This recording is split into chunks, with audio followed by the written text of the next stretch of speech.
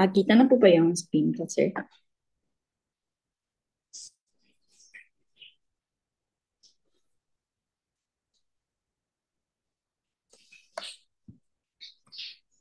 Okay.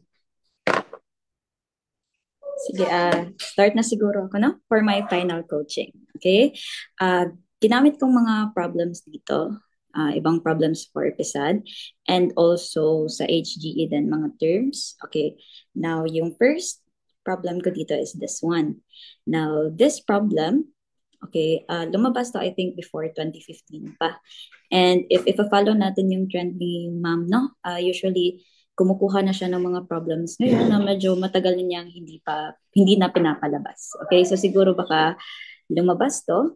This problem, hindi naman siya mahirap, pero baka hindi natin alam paano siya i-approach. Okay, now let's read lang, no? Sige. Before the frame is lifted by the cable AD, its position is as shown in the figure below. Okay. Now, kung titignan natin, di ba, yung weight niya, wala dito nag-a-act sa gitna ng frame natin. Okay. Now, hindi yan always the same. Bakit? Okay. Now, when we say centroid kasi, di ba, it's the geometric center ng object natin. Now, yung weight natin, mag-a-act yan sa center of gravity natin. Now, most of the time, the same lang naman yung location ng dalawa. Okay, the same yung location ng dalawa if, take note ha, if uniform yung distribution ng mass dito sa object natin. Or homogeneous, no? Constant yung density all throughout the object natin. Pero in this case, hindi siya constant, no? Kasi parang mas mabigat siya dito sa right side. Kaya yung mass, nakakoncentrate siya more dito sa right side ng frame natin. Okay, so wag na natin ipilit na nasa gitna yung weight ha, kasi from the given, yung weight more dito sa right side. So yung mangyayari dito, kasi nga, mas mabigat siya dito sa right side ng frame natin. So of course, kung itatry natin i-lift yung frame dito, magtitilt siya, no? Now, dahil nga heavier sa right side, magtitilt siya pa clockwise, yeah, no? Pa clockwise. So ito yung mangyayari. Okay, now ito yung frame natin, nandito yung center of gravity niya. Magtitilt siya, pero hanggang saan ba siya magtitilt? Okay? Magtitilt siya hanggat yung center of gravity mag-align dito sa cable AD natin. Okay? Now, at that point, magiging in a state of equilibrium na yung frame natin dito. Now, for number 1, una niyang pinapahanap, at what angle from the horizontal will the frame tilt? Okay, the angle ng tilting dito from the horizontal. So, kung titignan natin, yung pinapahanap niya is this angle right here, no? Pero, di ba yung angle na yan also equal sa angle dito? So, yan yung kailangan nating hanapin. Now, para mahanap yan, balikan lang natin yung original frame natin, no? Ito yung given natin kanina. Okay, siguro take note lang natin yung mga dimensions here. Para makuha natin yung theta, dapat alam natin itong vertical distance dito na. This one. Hindi siya straight. Okay. Now, that distance right there, di ba kita naman siya equal, no?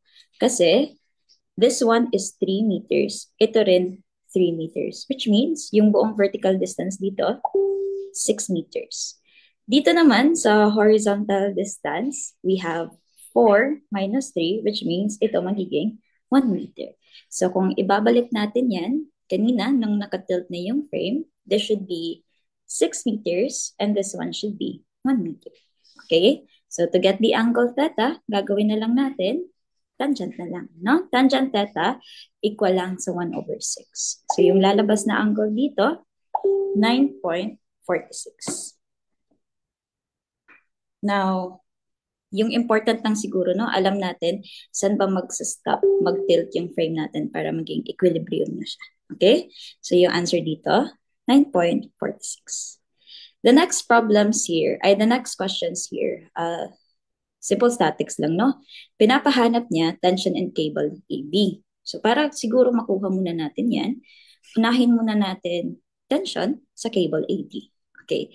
Now, kung i-consider natin yung buong frame, cut natin yung cable AD, di ba? By summation forces along Y, kita natin na agad-agad yung AD equal lang sa mismong weight ng frame natin, which is 12 kilonewtons. Okay, pero pinapahanap niya AB and AC, no? So, cut natin yung cables here, here, and here. Di ba may lalabas diyang mga tensile forces? Okay. Now, kung i-consider natin to, ito dito, di ba may makikreate tayong concurrent force system? Dalawa lang naman yung unknown, and dalawa lang din yung kaya nating equations dito kasi nga concurrent yung force system natin. So summation forces along X, tsaka summation forces along Y lang. So here, para magawa natin yan, important, makuha natin itong mga angles na to, no? This theta 1, tsaka theta 2. Erase siguro natin. Okay, now, para makuha natin yan, balikan lang din natin yung ayun yung magnets. Balikan lang din natin ito. Okay. Sige. Now, di ba kanina, if balikan natin yung original given, no? Itong vertical distance ito, before nag-tilt yung frame, this is 3 meters. Ito rin naman, 3 meters. Now, meron tayong makikreate na right triangle dyan. Equal yung legs natin, which means the angles here are also equal, no? Dahil 90 to, ibig sabihin, this angle right here should be 45 degrees. Ito rin, 45 degrees. So may mafo-form tayo ditong 45, 45, 90 na right triangle. The same din dito sa kabilang side, 45 and 45. Okay? Pero yung kailangan nating angles ng AB and AC from the vertical. Now, di ba known tong angle na to kanina? It's 9.46 degrees. Okay. Now here, para makuha lang natin yung angle ni AB from the vertical, add lang natin agad, no? That's 45 plus 9.46. Dito naman, ni AC from the vertical, 45 lang minus 9.46. So yung lalabas na angles dyan, 54.46 tsaka 35.54 degrees. Sige, so zoom in natin yung force system natin, no? FBD dito. Ito yung makikreate. So to find the tensile forces sa cable AD and AC, first natin gawin, summation forces along X lang. Okay? Now yung X dito na, TAB sine, kasi dito yung X natin. Okay. Tapos, equate natin yan sa 0 kasi wala namang ibang mag-a-act na forces along X dyan. Itong dalawa lang. Next naman, kasi nga dalawa yung unknowns, we also need two equations din. Okay? So now, let's take summation. Asan ba yun? Ayun yung next. Okay. Let's take summation forces along Y na lang. Tapos, equate natin sa 0. So dito naman, cosine naman, no? Tapos additive kasi both downwards, yung AB and AC. And equate natin yan sa AD na 12 kilonewtons. So gagawin na lang natin dito, pupunta na lang tayo sa mode 5-1, no? Two equations, two unknowns. Kuha na natin yung answers.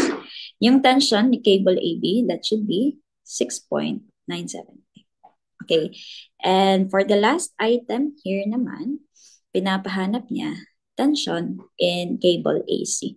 So, nakuha na din natin yan kanina. So, yung final answer here should be 9.765 kilonewtons. Okay, no? So, kung lalabas to sa board exam nyo, I think kayang-kaya ng answer to. No? Yung important lang, yung pag-tilt lang ng frame. Baka kasi hindi nyo matilt yung frame. Pero may guide naman kasi for number 1, pinapahanap niya yung angle ng pag-tilt ng frame. Okay, sige. So, dito tayo sa next problem naman. This one, I think nasali na to kahapon, no? Okay, so skip ko na lang to. Tignan lang natin yung animations here.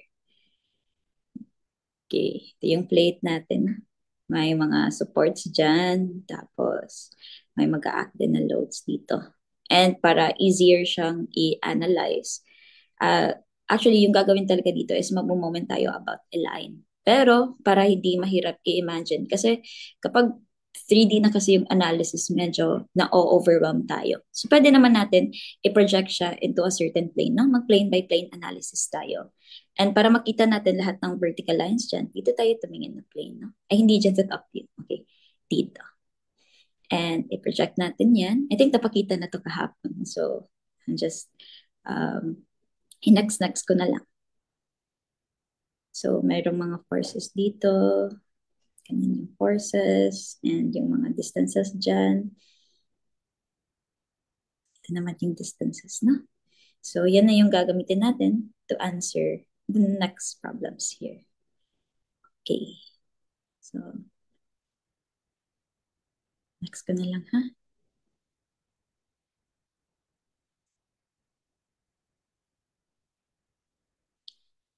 I think the same lang din naman yung mga tanong dito. Nag-differ lang sa given ng P and yung diameter natin. This one. And yung difference dito sa last item is consider na yung weight ng plate. So, gamma times volume lang naman yan. Okay. Dito tayo sa next problem natin, no? I'll read. A cantilever beam shown supports a load 400 kilonewtons. Assume EI or the flexural rigidity equal lang sa 75,000 kilonewtons square meters. This problem, lumabas to, nakalimutan ko lang yung date, basta I think that was 2018 or 2017. Pero binago ko lang yung isang problem dito, no? Okay, sige. For the first item, pinapahanap niya dito, deflection under B. So, pinapahanap niya is this deflection right here. Now, I think, una nating maiisip, gagamit tayo ng mga methods in calculating deflections like double integration, virtual work, no? Ganyan. Pero 'di ba meron naman tayong formula for cantilever beam, tapos yung load nag-act sa free end. 'Di ba kuha natin yung deflection at the free end din. Yung formula natin doon, ano nga yun? That was, okay, to get the deflection at the free end, if yung load nasa free end din, that was BL over 3EI. No? Na-remember natin yan. Now dito, kasi nga, di ba, yung P natin, hindi siya nag-a-act sa free end. Pero yung kinakailangan nating deflection at that point rin kung saan nag-a-act yung load natin. Here. Ibig sabihin, pwede rin natin gamitin this formula right here. Pero, yung gagamitin nating length, hindi yung buong length ng cantilever beam natin, but itong length na to lang. Okay? So, isipin natin na parang putulin na lang siguro natin yung cantilever beam natin. So, yung P this time, nag-a-act na sa free end, no? So, pwede na natin gamitin to. Okay. Yan yung lalabas dito. Ginawa ko na lang L sub 1, yung length na 3.75. So, meron tayong load na 400. Again, gagamitin nating length, ha? Hindi yung buong length, but kung yung length lang ng load natin from the fixed support natin. That's 3.75 meters. Okay. Now here, yung lalabas na deflection dyan, 0.09375. Pero gusto niya nyo naka-millimeters. So, gawin natin 93.75 millimeters. Okay. Now, this one, ito na yung final answer natin for this item. Okay? I think marami nang familiar dito, no? Ay, nabago ko yata. Kanina L1, ngayon ginawa kong A. Okay, sige. Now, for the next item naman, what upward force at C is required to eliminate the deflection at that point? Okay, maglalagay daw tayo ng upward force at C. Tapos, dapat maging zero yung deflection dyan. So, basically, parang nag-add tayo ng additional support, no? Now, para makuha natin yan, gamitan lang natin ng superposition. Diba yung P dito, magkukause siya ng downward deflection at C. Dito sa beam natin, magkukause siya ng downward deflection. Tapos, yung reaction natin, of course, para mawala yung deflection dito, dapat pa-upward siya. So, yung deflection na makukause ni P at C minus yung deflection na makukause ni RC at C should be equal sa 0. Now, we have a load P here. Hindi siya nag-a-act sa fixed support. I mean sa free end. Ibig sabihin, no, yung gagamitin nating formula to get the deflection at the free end is this one, yung Pato-Trellagay. No? Familiar naman siguro tayo dito sa formula na to. Now, again, isiset natin to 0 yung deflection at C. Tapos, yung P dito, palitan lang natin sa mga given natin. Okay? That's 400 times 3.75 squared. Kasi ito yung A natin, diba? Distance yan ng load natin from the fixed support natin. Yan yung A. Times 3 times 5 minus 3.75. Tapos 6 EI. Ito naman, RC, kasi nga nasa free end siya, and hinahanap nating deflection at the free end din, gagamitin natin yung PLQ over 3EI lang. Okay? Now, hindi ko na nilagay dito, no, yung flexural rigidity kasi as you can see, magka-cancel lang din naman yan. Okay? And yung unknown na lang is yung reaction at C. So, shift solve na lang natin yan. Yung lalabas na reaction at C dito, equal lang sa 253.125 kilonewtons. Okay, yan na yung final answer natin. This one. Now, dito sa last part, ito yung binago ko. Okay, no? Sige, basahin natin.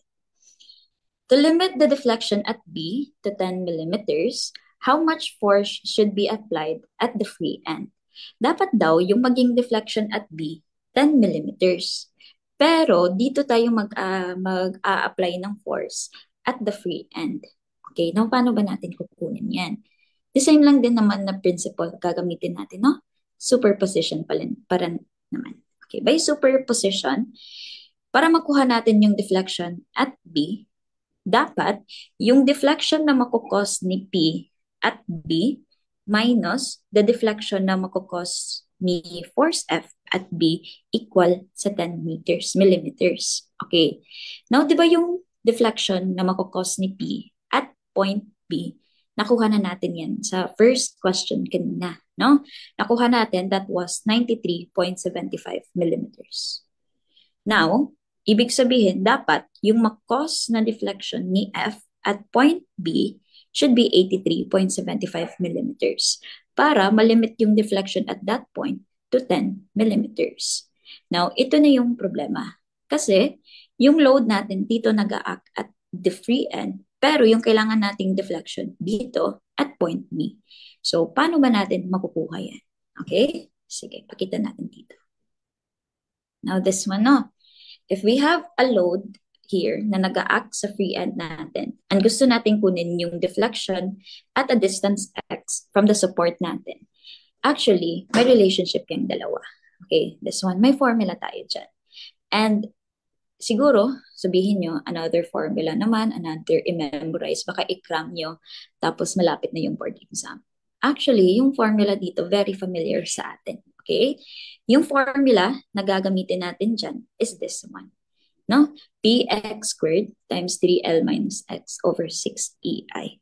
Now, sabi ko, very familiar siya kasi di ba para lang siyang patotrelagay. No? Ganyan lang din. Same lang din sa ginamit nating formula kanina. Pero, instead of using A, ginamit nila dito is X. Pero pwede nyo naman talaga iset as A din yung distance na yan para the same lang na formula gamitin nyo. Okay. Ano yung difference ng dalawa dito? This formula right here, dito tayo naglagay ng load, hindi sa free end, pero kailangan nating deflection at the free end. Ito namang formula na to, yung force natin nag-a-act at the free end, pero kailangan nating deflection, wala sa free end. Okay? Pero the same lang na formula, gagamitin natin dyan. So, kung ilalagay natin yan dito, this one right here, no? Diba dapat yung makos na deflection ni F at point B, 83.75 millimeters. Now, para makuha yan, gamitin lang natin this one, no? Yung patotrelagay lang din. Ha? Huwag na kayong mag-memorize ng another formula here. Yan lang din naman yung formula. Hindi nyo kailangan mag-memorize ng another formula here. And hindi rin kailangan na gamitin nyo talaga yung mga methods of deflection. Kasi usual kasi na ginagamit dito when it comes to this type of problem. Ginagamitan talaga ng mga methods of deflection. Tama lang din naman yan. Pero during the board exam, di ba, aside na tama yung sagot natin, dapat mas efficient din tayo sa pagsasagot kasi limited yung time. And mas madali, di ba, if gamitin na lang natin itong formula na to. And also, familiar na din naman tayo sa formula na to. Okay? So, dito, not-substitute na lang. Yung 83.75 millimeter na deflection, convert lang natin to meters. So, ito yung mangyayari.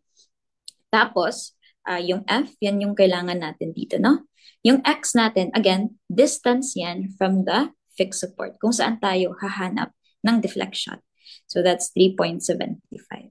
Tapos, yung flexural rigidity natin, 75,000. So, yung lalabas na force dito should be 238.22 kilonewtons. So this one right here, ito na yung final answer natin for this problem. Yung purpose lang talaga na sinali ko to is malaman nyo na pwede natin gamitin yung Patot-Relagay for this type of problem. Kapag yung load natin nag-act at the free end, kailangan nating deflection within the span natin. Okay? So, pwede din siya. Next problem siguro. I think my next problem is HGE na, no? Okay, sige, let's read this one. Now, siguro, kung babasahin nyo siya, parang sabihin nyo, weight-volume relationship lang naman yan. So, no? Yung purpose ko dito is sa last part pa rin naman. May i-clarify lang tayo kaunti dito, no? Pero, basahin lang natin yung problem dito. Lumabas to April 2023. Okay. Ay, before I forget, no, may questions pa kayo kanina?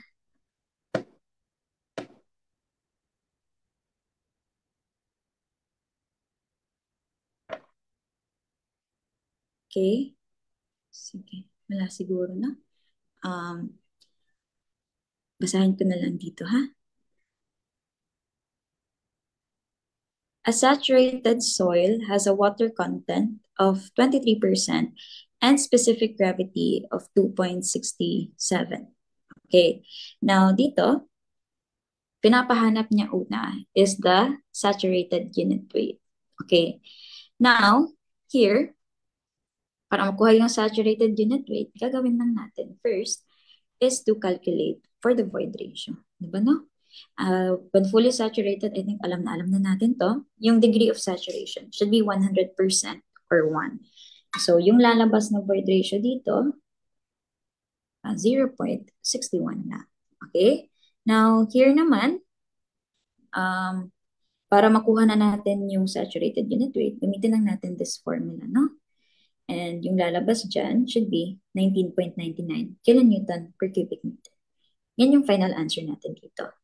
For the next part naman, pinapahanap niya is the dry unit weight naman. Okay? Now, using the same void ratio, not substitute lang, using this formula for the dry unit weight, answer natin dyan, 16.27 kilonewton per cubic meter. Okay?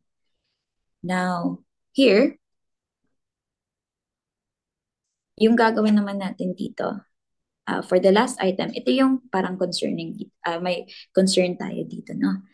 Determine the moist unit weight when the degree of saturation becomes 70%. Pinigay ko ata to sa refresher exam namin, refresher exam 10. Okay? Hindi ko sinali yung mga saturated unit weight tsaka dry unit weight. Dumiretso ako dito.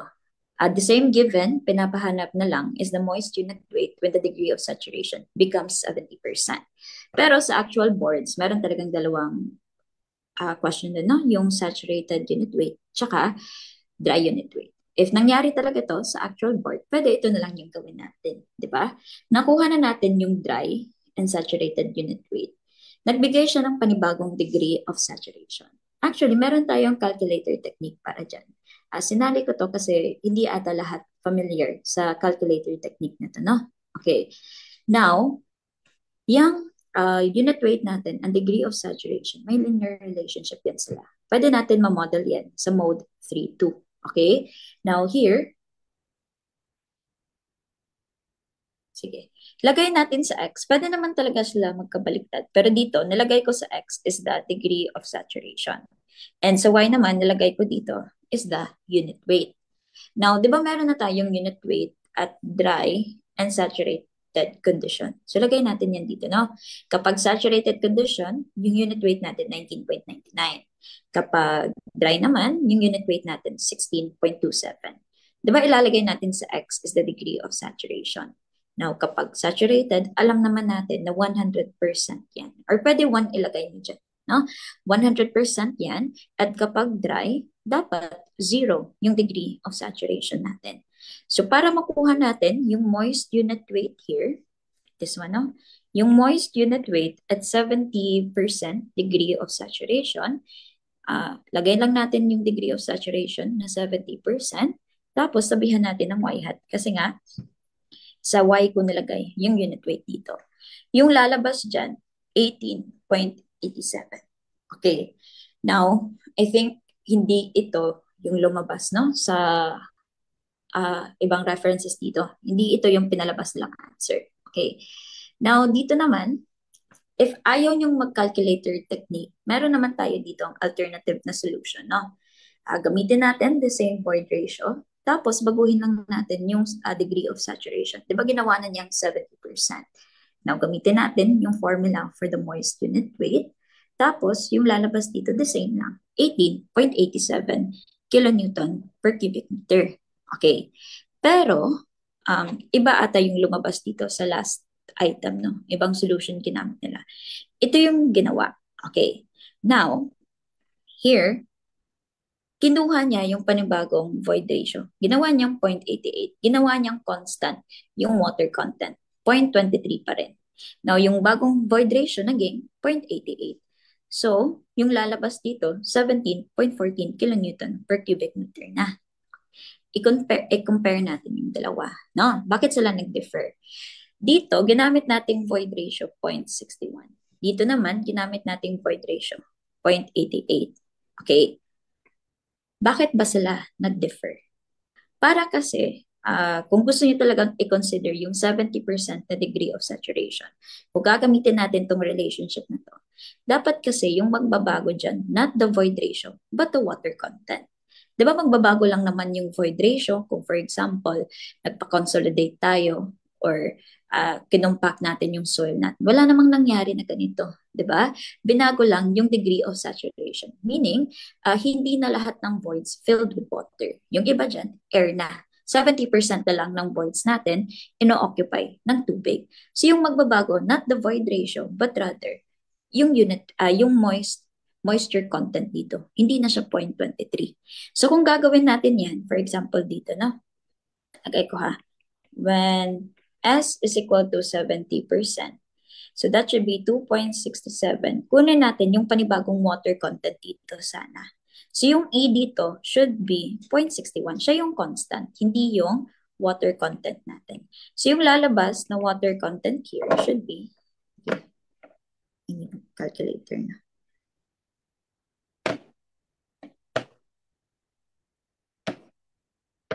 That should be 0.61 times 0.7. Divide natin by 2.67. Dapat yung lalabas dito 0.16. Tama ba? Yan ba yung nakuha niyo dyan?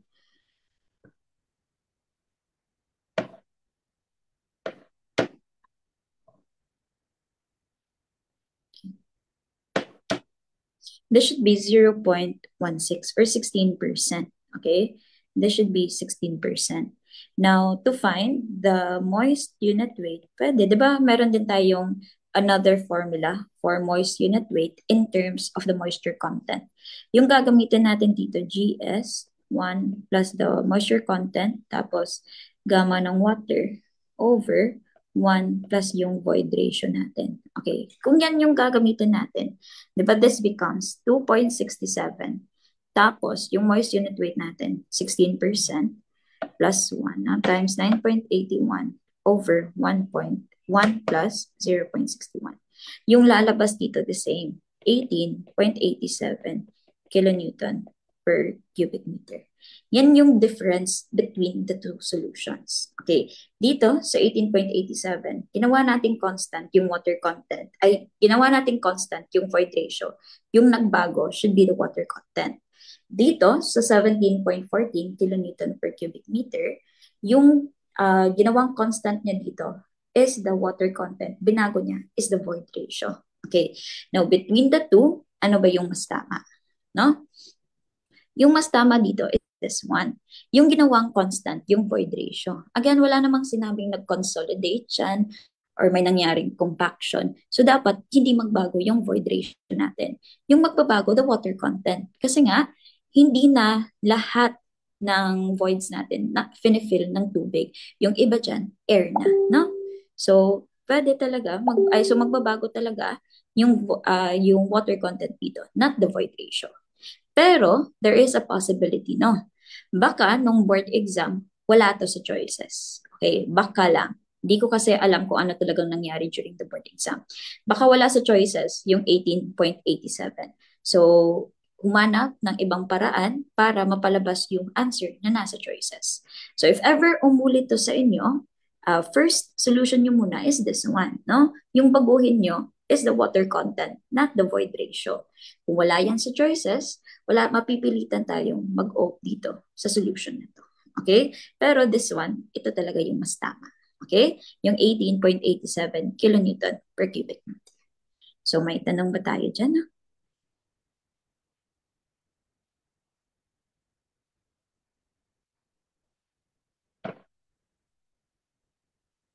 Okay, so siguro wala tayong tanong.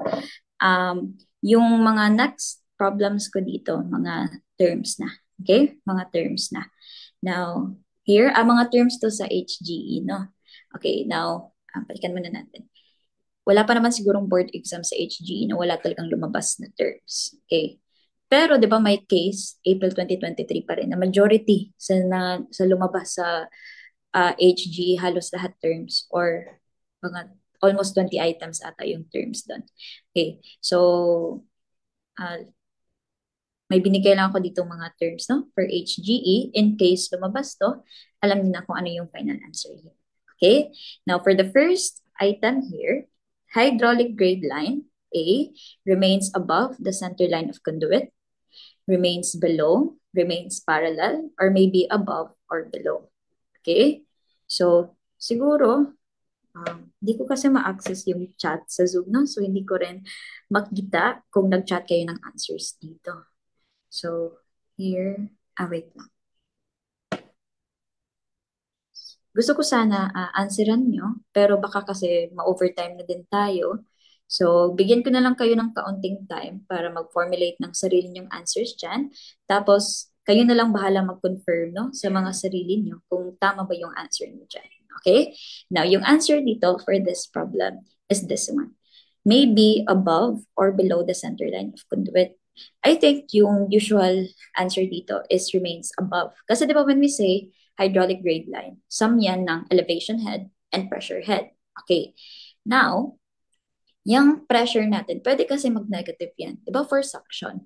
Kung positive siya, yung hydraulic grade line natin nasa taas ng center line ng conduit. Pero kung negative, di ba pwede din siya dito sa below. So yung answer dito, yung best answer for this item may be above or below the center line of the conduit. Okay? Next naman, this one. For a long pipe, the head loss is A, at the entrance is ignored, at the outlet is ignored, or at the entrance and outlet both are ignored, tapos due to friction is ignored. Okay? So, I'll give you some time. Yung answer natin dito is this one, no? At the entrance and outlet, both are ignored. Bakit? For long pipes, okay, kinoconsider lang natin dito are only the major head loss, no? Kasi sobrang liit lang ng minor loss compared sa major head loss for long pipes. So, ini-ignore na natin yung minor loss natin. Major head loss, nako-cause yan due to friction. Okay? So, ikis agad yung letter D dito. Now, yung minor head loss, pwede yan mangyari at the entrance, pwede rin at the outlet. Yung may sudden change sa geometry ng pipe natin, no? Yan yung mga minor head losses natin. Naglagay tayo ng valves dyan or nag-bend, mga ganyan na type of changes. So, at the entrance, at the outlet, meron ding mga minor head losses dyan. So, ini-ignore natin yan for long pipes. So, dito, yung best answer should be both sa entrance and outlet. Kasi nga, minor losses yan. Okay? So, yan yung answer natin for this one. Next naman. To avoid correction for capillary action in manometers used for measuring pressures, the minimum diameter of the tube should be, okay.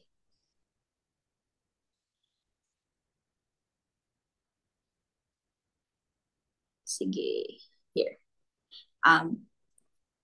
Sige, kita natin answer dyan. That should be 6 millimeters. Bakit? Okay.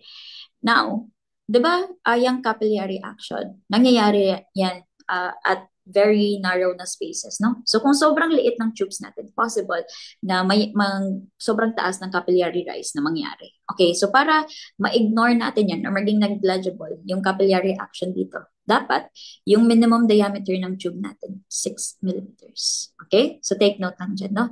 Take note ha, diameter yan ha, hindi radius. Diameter should be 6 millimeters.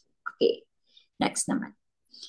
When a body floating in a liquid is given a small angular displacement, it starts oscillating about a point known as, I think, no, alam natin yung answer dito.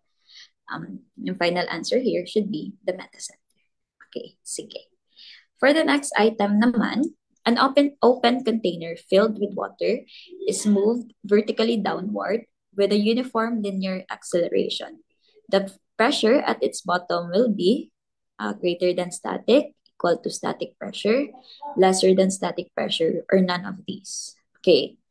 Sige. I think marami ding makakatama sa item na to, pero sinali lang natin in case, no? Okay. Yung answer here should be lesser than static pressure. Okay. Now here, di ba, kung kukuha tayo dyan ng pressure due to vertical na acceleration, yung mangyayari dyan, di ba, gamma h, tapos 1 plus minus a over g. Pero kung downward yung movement natin, di ba, isasubtract natin yun. So, liliit yung pressure dito. Pero kung upward naman, i-add natin. So, tataas yung pressure dito. Okay? So, yan lang na concept yung ginamit dito for this item. Okay, let's proceed. From a nozzle exposed to atmosphere, the liquid jet traverses a straight line, a circular path, an elliptical path, or a parabolic path. Okay? Now, for this item, answer natin dito, a parabolic path. Okay. Now, di ba, if may ganitong problems, usually ginagamitan natin ng mga kinematic equations natin, no, for projectiles. Kasi nga, parabolic yung path na if-follow ng liquid natin dito. Okay? Sige. Equation of continuity of flow is based on the principle of conservation of, okay.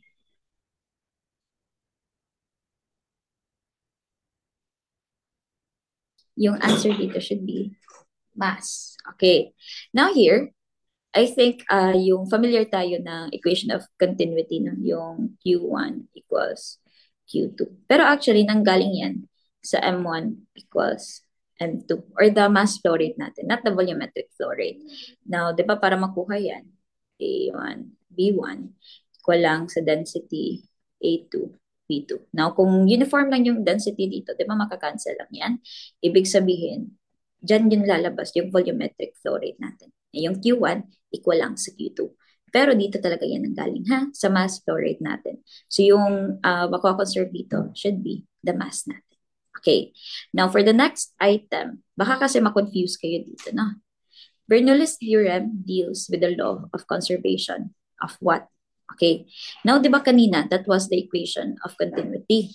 Dito, Bernoulli's theorem. So baka kasi akalain nyo yung conservation of something. Parang i-memorize na lang natin kapag may conservation of, answer automatically is mass. Different yan ha. Kapag kanina, that was equation of continuity, mass yun. Pero for Bernoulli's theorem naman, iba na siya. That should be energy na. Okay? Sige.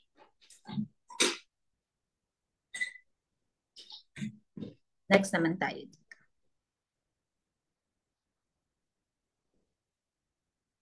The force of resistance offered by an inert mass to the acceleration of a particle is known as, okay, answer dito should be the inertia force na. Okay? For the next item naman, Froude number is the ratio of inertia force to, siguro dito, recall na lang natin yung formula for Froude number. No? Di ba yung nasa denominator doon? We have GH squared. So, gravity force yun. Kasi may gravity dyan. No? Yan na lang isipin natin. Di ba? Tama rin naman. It's the ratio of inertia force to gravity force. So, kung makalimutan natin yan, recall na lang natin yung formula for Froude number. Yung problema dyan is if makalimutan yung formula. No? Okay? So, gravity force answer dyan. Now, aside from Froude number, marami kasi tayong mga dimensionless na numbers, no? Okay. For the next one naman, we have ratio between inertia force and viscous force. Okay. Now here, choices natin, Euler's, Reynolds, Max, and Weber's. Yan yung mga other dimensionless numbers natin. Okay? So yung answer dito, Reynolds number. Diba? Ginamit natin yan. Okay. I think familiar din kayo dito sa Reynolds number. Pero yung mga succeeding na dimensionless numbers, hindi na natin na-encounter ito, no? Pero, okay, in case lang lumabas sa term, siguro, i-familiarize na lang natin, ano ba yung ratio nila? Okay. Now, for this one naman, ratio ng inertia force sa surface tension, yung answer dyan should be Weber's number. Okay, kapag surface tension naman yung nasa denominator, dapat Weber's Weber's number answer natin dyan. Okay. Kapag dito naman, elastic force, ratio between the inertia force and the elastic force, dapat yung answer dyan, Mach's number. Okay. Or tama ba yung pag-pronounce ko, no? Elastic Mach. Okay. Again, kapag gravity force, Froude number yon. Kapag yung nasa denominator, ha? Kapag Reynolds naman, viscous force. Kapag surface tension, that was Weber's. Kapag elastic naman, Mach's number naman. Okay, and for the last one, of course, no, wala nang iba dito. Kapag pressure naman, Euler's number na dito. Okay? So again, pressure, Euler's. So sinali ko lang yan, no, in case lumabas siya sa terms. Kasi I think yung familiar lang natin dito are the Froude's number and Reynolds number. Pero marami pa kasi yung ibang dimensionless number na ginagamit sa hydraulics. So introduce lang natin in case lumabas dito sa terms natin. Okay. For the next one naman, the soil transported by wind is called, okay, I think na-encounter niyo na rin ito, no? Okay, this one, Aeolian soil dapat dyan. Okay, now, aside from this type of soil, meron tayong iba dito. Nilista ko na lang lahat. Okay, mahanap to kay Braha ata na reference book, no? Okay, now here, kapag glacial soils formed by transportation and deposition of glaciers naman. Okay, I think maraming makakatama dyan, no? Kasi gagamitin natin parang clue yung glaciers natin. So, dapat glacial soils answer natin dyan. Okay. Next naman, transported by running water and deposited along streams. Dapat answer natin dito, alluvial soils. Ano naman yung parang gagamitin natin clue dyan, no? Alluvial kasi, yung etymology ng word na yan, galing siya sa Latin word na alluvius. Tapos, washed against yung meaning. Pero parang hindi pa rin, no? So, isipin nyo na lang na transported by running water. So, alluvial. Ano ba yung pwedeng ano dyan? Wala akong maisip na pwede natin gamitin clue, no? Para kapag mabasa natin, running water, alluvial soils agad. Okay. Next naman, dito sa quiet lakes, deposition in quiet lakes. Answer dyan, lacustrine soils. Okay. Okay. Now, medyo hindi din tayo familiar sa word na lacustrine, no? So, yung inisip ko na lang dito noon, kapag lakes, kasi L siya, no? Tapos, lacustrine din. Okay? Yan na lang yung inisip ko noon. Okay. Next naman, formed by deposition in the seas. And the name the seas, no? So, marine soils naman yan. And kanina, ito yung sinari ko, kapag wind, aeolian, no? Air. Okay. Next naman, movement of soil from its original place by gravity, such as during landslides. Okay, collovial soils naman. So, hindi rin tayo familiar dyan. Sipin na lang siguro natin, no, itong by gravity. Pero paano ba natin siya ma-relate sa collovial? Okay, kayo na bahala. No? Isipin na lang siguro GC. Gravity tsaka collovial soils. Okay? Now, meron pa tayo ditong ibang questions, no? Marami-ramang sinali ng mga terms dito. The coefficient of consolidation is used for evaluating. This one naman, yung coefficient of consolidation, saan ba natin ginagamit yan? Okay, ginagamit yan sa time rate of settlement, yung CV natin. Okay, di ba? That's CVT tapos HDR squared, no? Siguro familiarize lang natin. Baka kasi familiar lang tayo sa simple niya, yung CV, but hindi natin, nakakalimutan natin, ano ba yung term talaga niya? That's coefficient of consolidation. Ginagamit natin yan for time rate of settlement. Okay. Next naman, we have the change in volume of soil per unit of initial volume due to a given unit increase in pressure is called. Okay, no, medyo mahaba siya, no? I think dito, hindi nyo agad-agad makukuha tong item na to because yung memorize natin na formula dito is this one. That's AV over 1 plus EU. Now, kung ma-remember nyo, anong tawag dito? Diba that's coefficient of volume compressibility. Again, lagay ko dito yung formula natin. That's AV 1 plus EU. Pero kung babasahin nyo doon sa module nyo, yung definition talaga ng coefficient of compressibility is this one. That's the change in volume of soil. So, ilalagay ko dito na. Magdi-decrease kasi yung volume dito. Volume of soil, change in volume per unit of initial volume due to a given increase in pressure. Diyan dapat yan. Okay, now paano ba to na-derive dito? For consolidation kasi ito, no? Okay, now di ba yung magdi-decrease dito, hindi naman talaga yung total volume. But yung magdi-decrease lang is the volume of voids. So, instead of change in volume, ilagay nyo dyan. Palitan nyo dito ng change sa volume ng voids over the initial volume. Tapos, delta P. Now, change in volume of voids, para mapalabas natin tong void ratio na to, pwede natin i-divide yan by the volume of soil solids. Okay. Sige, pakita na lang natin. Change in volume of voids, ito naman magiging volume of voids plus volume of soil solids over delta P. Tapos, yung volume of voids dito, divide natin by VS. Diba magiging delta E yan over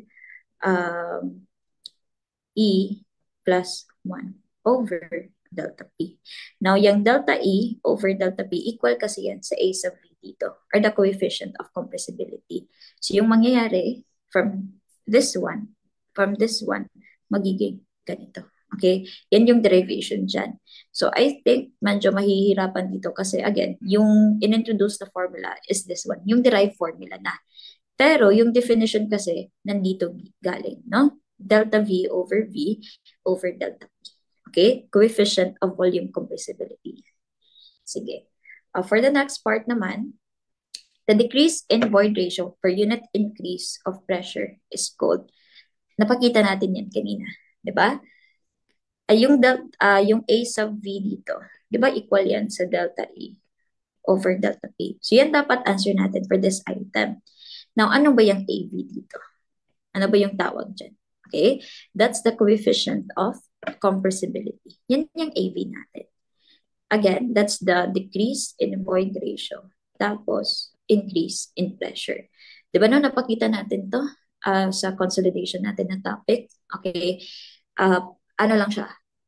Slope lang ng void ratio versus pressure if ipa-plot natin both sa arithmetic scales natin. Okay? Yan yung coefficient of compressibility. I think matatama lang tayo dito. Yung problema lang, baka mabaliktad natin yung coefficient of compressibility tsaka coefficient of volume compressibility. Okay, this one ha, ito yung M sub V natin. This one, ito yung A sub V natin. Pag natin ibaliktad. Okay, sige. Dito tayo sa next one. The standard temperature in degrees Celsius at which the hydrometer is calibrated. Okay, now this one, di ko alam if familiar kayo dito. So, bigay ko na lang yung answer. Yung answer should be 27 degrees Celsius. Okay? Next naman, dito tayo sa next item. The ratio of the unconfined compressive strength of undisturbed soil to the unconfined compressive strength of soil in a remolded state is called yung answer naman dito, sensitivity. Yan yung definition ng word na sensitivity in terms sa geotechnical engineering, ha? Ratio of unconfined compressive strength of undisturbed soil to the unconfined compressive strength of soil in a remolded state. Okay? Sensitivity naman yan. The active earth pressure of a soil is defined as the lateral pressure exerted by soil. No? So, mali na to, no? At rest, active na, di ba? So, yung option nyo lang dito, ito rin, no movement, mali na yan. At rest kasi yan. tapos no movement. So, ikis na yung dalawa, no? Yung pagpipilian nyo lang siguro dito, if move away, tsaka moves into. Now, this one, di ba? Moves away. So, siguro isipin nyo na lang, active A, tapos away dapat. Moves into the soil, passive yan. Okay? Sige. Now, meron tayong follow-up question dyan dito. The lateral earth pressure coefficient of a soil for active state, for passive state, tsaka at rest condition compare as. Okay. Out of the three lateral earth pressure coefficients, ano ba yung pinakamaliit? Okay. Now, ilista siguro natin dito na. Diba? To get at rest, 1 minus sine phi lang yan. Okay. Tapos, ito naman, 1 minus sine phi over 1 plus sine phi. Tapos, kung passive, 1 plus, no? Reciprocal lang ng active. Minus sine phi. Okay. Kung titignan natin, di ba yung K sub O dito? That should be less than 1. Yung K sub A, yung atras natin, i-divide natin by a number greater than 1. So, dapat ito, mas maliit talaga yan kaysa sa atras natin. No? Should be less than K sub O. Again, bakit? Yung K sub O natin, di ba ito lang? Kung ilalagay natin yan dito sa numerator, yung K sub A natin, i-divide pa natin kung ano man yung value ng K sub O by a value greater than 1. Ibig sabihin, liliit talaga to compared sa atlas natin. Okay? Pero, yung K sub P natin, di ba? 1 plus sine phi. No? Lalagpas yan sa value ng 1. Tapos, i-divide pa natin by a number less than 1. Di ba lalo siyang lalaki? So, siya yung pinakamalaki dito. Okay? Ito dapat yung proper na sequence, no? Increasing na value ng lateral earth pressure coefficient natin. Okay? So, yung lalabas dyan should be this one. K sub A, tapos at rest, tapos yung passive na state natin. Okay? Next. Soils having a size larger than 75 millimeter using a Ashto classification system. Now, I think yung na-introduce lang natin, no? We have gravel, sand, silt, tsaka clay. Now, using a Ashto classification system, di ba yung gravel doon hanggang 75 millimeters lang? So, ano ba yung mas malaki sa gravel natin? The answer here should be boulders and cobbles. Okay, no? Baka kasi hindi natin nabasa to, no? So, answer dapat dyan, boulders and cobbles. Yan yung soil dito na mas malaki pa sa gravels natin. Okay. Next naman, which of the following parameter can be used to estimate the angle of friction of a sandy soil? So kung hindi kayo familiar dito, yung answer dyan is the density index natin. Okay? Next naman. Okay, I think ito yung last ko, no, sa terms natin. Westergaard's analysis for stress distribution beneath loaded areas is applicable to sandy soils, clayey soils, stratified soils, or silty soils. Okay, yung answer dito should be stratified soils, meaning layered yung soil natin dito. Dyan you should ginagamit yung Westergaard's analysis for stress distribution. Okay, now bago natin i-end, no, yung coaching ko dito, hindi ko na-attach dito, pero chika ko lang, no? Okay. Lumabas yung Westergaard na topic sa board exam namin. And I think siguro na-mention na to ng ibang examiners. I mean, yung ng ibang mga reviewers natin. Okay, lumabas yan. And siguro at first, matutuwa ka. Kasi di ba madali lang naman yung topic ng Westergaard's analysis na stress distribution. Yung problema lang doon is hindi binigay yung formula for Westergaard's analysis. Now, personally, nakalimutan ko talaga yung formula kasi nag-assume ako na ibibigay talaga yung formula always. So, in case man na lumabas ulit to sa inyo and hindi ulit ibigay yung formula, okay? Di ba yung formula dito is this one, no? To get P, that's 0.318 UN over Z squared. Yung N naman dito, lang so 1, tapos 1 plus 2 over Z squared, power of 1.5. Yan ba yung formula dyan? Or 2.5 ba ito dito? Okay? Yung concern natin dito is this one. Okay? Nakalimutan ko ay parang na-remember ko naman yung value ng n dito. Yung problema lang here is nakalimutan ko yung value na 0.318. Okay? Nakalimutan ko yung value na 0.318. This one. Kasi 'di ba, kapag ibigay is yung business naman, 'di ba? Iba yung value diyan. Okay? Now, dito, hindi ko talaga siya ma-remember. Ano ba talaga yung value doon? Okay? Na-remember ko is, I think, yung isang value that was yung 1 over 2 pi ata na value. Pero yung 0.318, hindi ko talaga siya ma-recall. Saan ba siya nanggaling? Ano ba yung 0.318 na value dito? Ano ba yung um, value dapat dito na i-multiply ko para makuha ko yung stress, no? Now, late ko na-discover na yung 0.318 pala dyan. Bakit ba ayaw nang erase? Ano ba? Ayaw na niya na.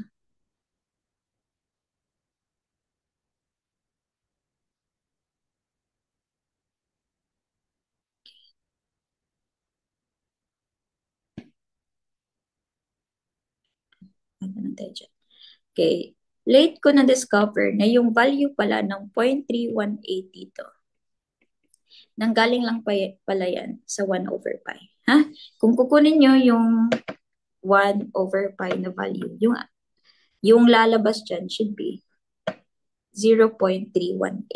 Okay? So, in case lumabas ulit to, and makalimutan nyo yung value na to, 0.318, isipin nyo na lang nanggaling yan sa 1, sorry, alamin nyo na lang, no, nanggaling yan sa 1 over pi. So, baka kasi, hindi ko alam sa time namin kung sinadya pa talaga na wag ibigay yung formula doon or nakalimutan ng ilagay. Okay?